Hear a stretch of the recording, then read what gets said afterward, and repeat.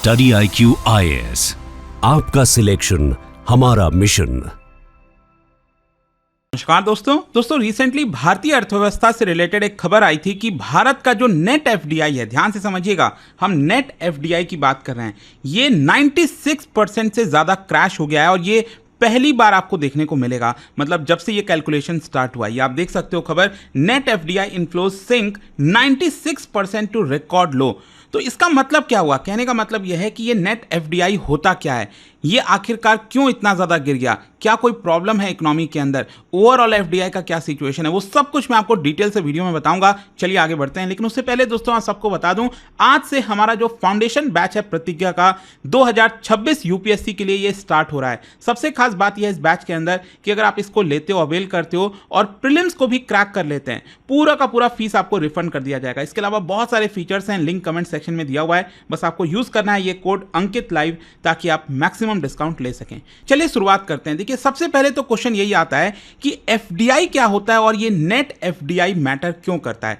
Simple सी चीज है, आप सब जानते हो, एफडीआई का मतलब है फॉरेन डायरेक्ट इन्वेस्टमेंट। मतलब विदेशों से जब पैसा आता है, अब विदेशों से कई प्रकार से पैसा आ सकता है, जो इंडिविजुअल है वो निवेश कर सकता है, कोई कंपनी निवेश कर सकती है, कोई फंड पैसा भारत के अंदर लगा सकता है। अब ये भारत की इकोनॉमी में कई तरीके से पैसा इन्वेस्ट किया जा सकता है। जैसे भारत में जो बिजनेसेस हैं, फैक्ट्रीज हैं, रियल इस्टेट हो गया, वहां पर उन्होंने निवेश किया, या फिर जो कंपनीज के शेयर्स होते हैं, चाहे वो लिस्टेड हो या फिर अनलिस्टेड हो। लेकिन ध्यान रखिएगा, एफडीआई बेसिकली उसको कहा जाता है जो लॉन्ग टर्म के लिए पैसा आता है। मतलब वो पैसा जो लंबे समय के लिए भारत के अंदर निवेश किया जाता है विदेशों के द्वारा। और ऐसा नहीं है कि मान लीजिए आज आपने शेयर मार्केट में पैसा लगाया, कोई विदेश में बैठा हुआ व्यक्ति है, उसने आज पैसा लगाया एफपीआई के माध्यम से और 10 दिन बाद उसको प्रॉफिट हुआ, वो अपना पैसा लेकर चला गया, वो एफडीआई के अंदर में नहीं आएगा। यहां पर बेसिकली हम लॉन्ग टर्म की बात करते हैं। जब रियल बिजनेसेस में जो पैसा लगता है तो उसकी हम बात करते हैं फॉरेन डायरेक्ट इन्वेस्टमेंट। अब ये फॉरेन डायरेक्ट इन्वेस्टमेंट समझ में आ गया, लेकिन ये नेट एफडीआई क्या है? देखो सिंपल सी चीज है, जो ग्रॉस इनफ्लोज होता है, मतलब जितना भी एफडीआई होता है, मान लो अगर मैं कहता हूं कि भारत में $1000 निवेश हुआ एक साल में, ठीक है, एग्जाम्पल के तौर पर, लेकिन यहां पर पहले जो निवेश हो रखा था पैसा, उसमें से कुछ पैसा आउटफ्लो हो गया। मतलब मान लीजिए अगर मैं कहता हूं $600 भारत के बाहर चला गया, तो मतलब नेट एफडीआई यहां पर कितना हुआ? $400 हुआ। मतलब ग्रॉस तो कितना है? $1000 है, जो भी पैसा भारत के अंदर इन्वेस्ट होता है एफडीआई के फॉर्म में। लेकिन ये आउटफ्लो की जो हम बात कर रहे हैं ना, इसमें 3 चीजें आती हैं जो आपको पता होना चाहिए, स्पेशली आपके एग्जाम पर्सपेक्टिव से काफी इंपॉर्टेंट हो जाएगा। मतलब ये ग्रॉस एफडीआई में से हम क्या क्या चीजों को सब्ट्रैक्ट करते हैं कि हमारा नेट एफडीआई आ जाए। तो यहां पर 3 चीज आपको ध्यान रखना है। सबसे पहला है फॉरेन इन्वेस्टर्स रिपैट्रिएटिंग प्रॉफिट। मतलब मान लो अगर पिछले कुछ वर्षों में जो भी फॉरेन निवेशकों ने अपना पैसा इन्वेस्ट किया होगा भारत के अंदर, तो उससे उनको कुछ प्रॉफिट मिला होगा। जैसे भारत में मान लो अगर रिलायंस कंपनी है, तो विदेशी निवेशक भी हैं उसके अंदर, वो इन्वेस्ट करते हैं रिलायंस के अंदर, तो यहाँ पर रिलायंस का जो प्रॉफिट होता है तो वो भी तो प्रॉफिट लेंगे अपना और भारत के बाहर ले जाएंगे। तो जो भी प्रॉफिट भारत के बाहर जाता है इन एफडीआई में से, उसको हम हटा देते हैं। फिर इसके अलावा ऑलरेडी जो इन्वेस्टमेंट है, अगर पूरा का पूरा इन्वेस्टमेंट वो विड्रॉ कर लिए, मान लो किसी ने $5000 भारत के किसी कंपनी में इन्वेस्ट किया था और अब वो डिसाइड कर रहा है कि वो पैसा पूरा हटा लेगा, तो पूरा इन्वेस्टमेंट जब वो भारत के बाहर ले जाते हैं तो वो भी आउटफ्लो के अंदर आता है। और साथ ही साथ ध्यान रखिएगा, जो भारत की कंपनीज हैं जो अब्रॉड में इन्वेस्ट करती हैं, जैसे विदेशी कंपनी भारत के अंदर इन्वेस्ट कर रही हैं, उसको हम एफडीआई कह रहे हैं, वैसे ही भारत की भी तो कुछ कंपनीज होंगी बड़ी बड़ी, टाटा, रिलायंस, अडानी, वो भी तो विदेशों में निवेश करते हैं। तो वो जितना निवेश करते हैं उसको भी हम सब्ट्रैक्ट कर लेते हैं। तो ये तीनों चीज बेसिकली आउटफ्लो के अंदर आ जाती हैं। तो जो ग्रॉस इनफ्लोज है उसमें से हम जब आउटफ्लो को माइनस कर देते हैं तो हमारा आता है नेट एफडीआई। तो आई होप कि ये चीज आपको एकदम क्रिस्टल क्लियर हो गई होगी। अब क्वेश्चन ये है कि 2024-25 में यहां पर हुआ क्या, ये क्या शॉक लगा है?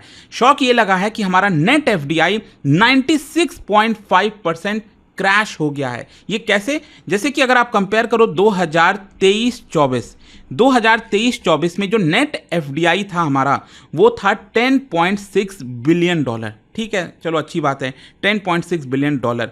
लेकिन उसके अगले ही वर्ष मतलब पिछले वर्ष अगर आप देखोगे 2024-25 में, मतलब हम इसको FY25 कहते हैं 2024-25 को, तो यहां पर हमारा नेट एफडीआई कितना हुआ, सिर्फ $353 मिलियन।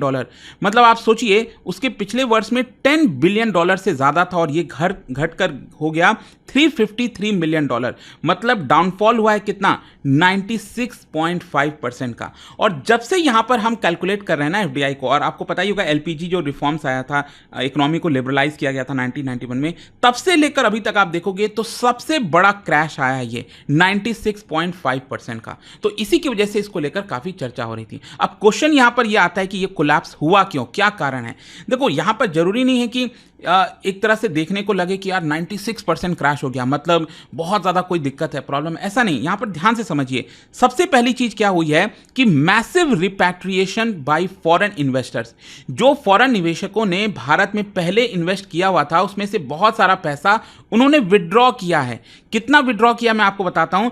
2023-24 में उन्होंने विड्रॉ किया था $41 बिलियन, लेकिन पिछले वर्ष 2024-25 में FY25 में इन्होंने विड्रॉ कर लिया $49 बिलियन। और यहां पर जो फॉरेन निवेशक है ना, उन्होंने अपना प्रॉफिट भी बुक किया है जो उन्होंने इन्वेस्टमेंट किया था। फॉर एग्जांपल आपको याद होगा पिछले साल स्विगी का आईपीओ आया था, Hyundai इंडिया का आईपीओ आया था। ये सब क्या है, ये बहुत बड़े बड़े आईपीओ थे। तो यहां पर क्या था कि इसमें फॉरेन निवेशकों ने बहुत सारा इन्वेस्ट कर रखा था इन कंपनीज ने। तो जाहिर सी बात है जब आईपीओ आया तो यहां पर उनको जो भी प्रॉफिट हुआ, जब जो शेयर्स हैं जब उसको लिस्ट किया गया स्टॉक मार्केट में, तो उन्होंने अपना काफ़ी सारा शेयर्स जो है इसमें से बेच दिया और इसीलिए ये पूरा का पूरा पैसा ये लोग क्या किए, वापस ले गए। तो यहां पर बेसिकली जो बाईबैक हुआ है, आईपीओ आया है, इन सब की वजह से बहुत सारा पैसा पिछले साल भारत के बाहर चला गया। तो ये एक बहुत बड़ा कारण है जिसकी वजह से हमारा नेट एफडीआई इतना ज़्यादा कोलैप्स हुआ है। फिर इसके साथ साथ जो भारतीय फर्म है उन्होंने भी काफ़ी सारा निवेश किया है विदेशों में। जो इंडियन कंपनीज हैं वो भी ग्लोबली अपने आप को एक्सपैंड कर रही हैं। आप देख सकते हो पिछले साल $29 बिलियन का निवेश किया गया भारतीय कंपनियों के द्वारा विदेशों के अंदर। एंड कहीं ना कहीं करते हैं ग्रॉस इनफ्लोज माइनस आउटफ्लोज। तो ये जो ग्रॉस इनफ्लोज अगर आप देखोगे तो ये एक्चुअल में 14% इंक्रीज हुआ है। ये आप देख सकते हो पिछले साल $81 बिलियन चला गया है, जो पिछले साल करीब करीब 70 बिलियन के आसपास था।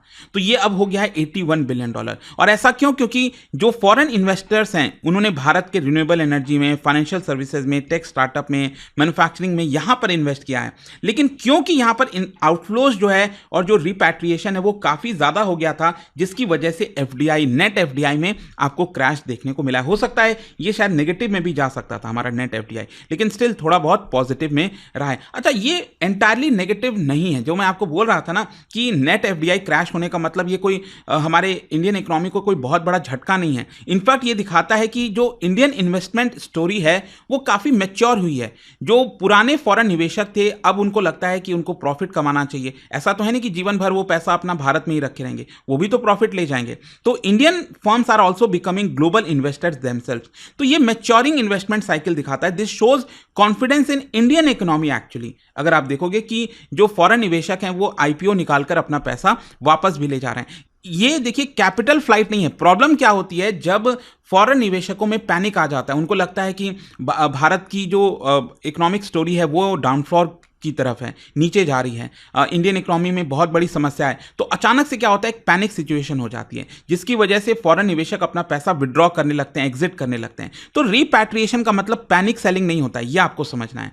और साथ ही साथ जो मैं आपको बोल रहा था ना, जो इंडियन फर्म्स हैं वो भी इंटरनेशनली ग्रो कर रहे हैं, तो ये अपने आप में एक बड़ी बात हो जाती है। लेकिन हाँ, ऐसा नहीं है कि सब कुछ ठीक है, चीज़ों का हमें ध्यान भी रखना होगा। यहां पर हमें देखना होगा कि कहीं बहुत ज़्यादा आउटफ्लो ना हो जाए। जो आउटफ्लो हो रहा है पैसा एक लिमिटेड क्वांटिटी में हो, एकदम अचानक से आउटफ्लो ना हो जाए, जैसे पिछले साल हुआ, जो मैं आपको बताया 96% क्रैश हुआ। क्योंकि इसका इंपैक्ट क्या होता है ना, हमारे रुपये के वैल्यू में आता है, करंट अकाउंट डेफिसिट पर आता है, फॉरेक्स रिजर्व पर आता है इसका। क्योंकि अचानक से बहुत सारा पैसा जब विड्रॉ हो जाएगा तो इन सब के ऊपर काफ़ी तेज़ी से असर आएगा। फिर इसके अलावा प्रॉब्लम ये भी है कि हमारे देश के अंदर एफडीआई जो है वो कुछ सेक्टर्स में काफ़ी कंसंट्रेटेड है। फाइनेंस के अंदर बहुत कुछ सेक्टर्स में बहुत ज़्यादा कंसंट्रेटेड है। कोशिश ये करनी चाहिए सरकार को कि इसको बैलेंस किया जाए, बाकी सेक्टर्स में भी ज़्यादा एफडीआई आए। और लॉन्ग टर्म इंपैक्ट मतलब कि अगर अचानक से मान लो बहुत सारा पैसा आउटफ्लो हो जाता है तो job creation, technology transfer, infrastructure funding, इन सब के ऊपर भी असर आता है। और इसीलिए अगर आप देखोगे तो यहाँ पर जो आरबीआई का डेटा है वो भी दिखाता है कि जो गैप है वो काफ़ी बढ़ गया ग्रॉस इनफ्लो और नेट इंपैक्ट में। So India must now continue policy reform ताकि फॉरेन कैपिटल ज़्यादा से ज़्यादा आए, make India more attractive for investment. और इसके अलावा यहाँ पर मतलब री इन्वेस्टमेंट क्या होता है कि कोई फॉरेन निवेशक है, उसने अपना पैसा निवेश किया है, अब उसको प्रॉफिट लग रहा है, प्रॉफिट तो कमाए लेकिन वो पैसा वापस से ही इंडियन इकोनॉमी में निवेश कर दे, ये कोशिश होनी चाहिए। और लॉन्ग टर्म एफडीआई के लिए हमें और ज़्यादा इंसेंटिवाइज करना चाहिए। तो देखो कंक्लूजन यही निकलता है कि भारत का नेट एफडीआई क्रैश, ये हेडलाइन के लिए ठीक लगेगा आपको, हमारे हेडलाइन में दिख रहा है कि क्या हो गया, लेकिन ये क्राइसिस नहीं है। ये प्रॉफिट टेकिंग साइकिल है फॉरेन इन्वेस्टर्स के द्वारा। इंडियन कंपनीज ग्लोबल प्लेयर्स बन रहे हैं और स्ट्रक्चरल मैच्योरिटी आ रही है भारत के कैपिटल मार्केट में, यही चीज़ है। बट आई होप कि इस वीडियो के माध्यम से आपके सारे डाउट्स क्लियर हो गए होंगे, सब कुछ क्रिस्टल क्लियर समझ में आ गया होगा। और जाने से पहले एक बहुत ही इंटरेस्टिंग क्वेश्चन, क्या आप बता सकते हो इनमें से कौन सा सेक्टर्स है जहां पर ग्रॉस एफडीआई इनफ्लो 2024-25 में देखने को मिला डिस्पाइट नेट एफडीआई फॉल? तो यहां पर किसमें ज्यादा आपको जो है gross FDI inflow significant amount में देखने को मिला है? इसका राइट आंसर आप सब जानते हैं, मेरे इंस्टाग्राम पर तो मिलेगा ही, वहां पर अगर आप नहीं हो कोई बात नहीं, टेलीग्राम से ले सकते हैं इसका सही उत्तर। और दोस्तों जैसा मैंने आपको बताया 2026 में यूपीएससी का अगर आप एग्जाम देंगे तो ये बैच आपको डेफिनेटली बहुत हेल्प करने वाला है, क्योंकि इसमें प्रीलिम्स, मेंस, इंटरव्यू सब कुछ की कंप्लीट प्रिपरेशन कराई जाती है। इसके अलावा यहाँ पर पर्सनल मेंटर आपको दिया जाता है, बुक्स का पूरा सेट आपके घर भेजा जाता है, और सबसे खास बात स्कॉलरशिप है। हर महीने जब आप टेस्ट देते हैं तो टॉप रैंक को 11,000 रुपीज का कैश रिवॉर्ड मिलता है। बहुत सारी चीजें हैं, लिंक दिया है कमेंट सेक्शन में, एंड यूज करिएगा ये कोड अंकित लाइव ताकि आप मैक्सिमम डिस्काउंट ले सकें। दोस्तों अगर आप यूपीएससी की तैयारी शुरू करने का सोच रहे हैं या 2026 के लिए सीरियस प्लानिंग में हैं, तो मेरे पास आपके लिए है एक सॉलिड अपॉर्चुनिटी, स्टडी आईक्यू का P2I प्रतिज्ञा बैच। और सबसे बड़ी बात, यह बैच शुरू हो रहा है 10 जून शाम 6 बजे से। अगर आप सीरियस हैं तो यह परफेक्ट टाइम है अपनी जर्नी स्टार्ट करने का। यह कोई ऑर्डिनरी बैच नहीं बल्कि एक कंप्लीट यूपीएससी प्रिपरेशन इकोसिस्टम है, जिसमें मिलेगा 1000+ hours of live classes by India's best educators, one-on-one personalized mentorship, handwritten notes for smart and structured revision, PRP and MRP, prelims और mains residential program for focused learning, scholarship opportunities भी हैं। Prelims clear करो और पूरा fees वापस ले जाओ। हर महीने के टॉपर्स को 11,000 रुपीज का कैश रिवॉर्ड। आपके पास है 3 powerful plan options, gold, platinum और डायमंड। जो भी आपको गोल्स के हिसाब से बेस्ट लगे वही चुनिए। और सबसे खास बात, आपको पर्सनली गाइड करेंगे अनिल स्वरूप सर, जिन्होंने यूपीएससी सिस्टम को अंदर से समझा है और ट्रांसफॉर्म भी किया है। अब तुरंत स्टडी आईक्यू की वेबसाइट पर जाइए, सर्च कीजिए यूपीएससी P2I फाउंडेशन 2026 प्रतिज्ञा बैच, क्लिक कीजिए बाय नाउ और कोड यूज कीजिए अंकित लाइव, ANKITLIVE। दोस्तों यह सिर्फ एक बैच नहीं, एक प्रतिज्ञा है IAS बनने की। 10 जून शाम 6 बजे, mark your calendar, let's begin the journey together. Study IQ IAS, आपका सिलेक्शन हमारा मिशन।